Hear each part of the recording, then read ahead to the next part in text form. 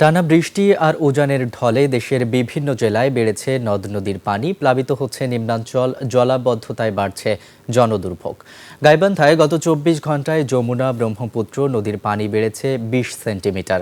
জেলার ফুলছড়ি সাঘাটা উপজেলার নদী তীরবর্তী ফসলি জমি ও বসত বাড়ি পানিবন্দী হয়ে পড়েছে, এতে নানা ভোগান্তি পোহাতে হচ্ছে তাদের। এদিকে টানা কয়েকদিনের ভারী বৃষ্টিপাতে নড়াইল পৌরসভার অধিকাংশ সড়ক এখন পানির নিচে।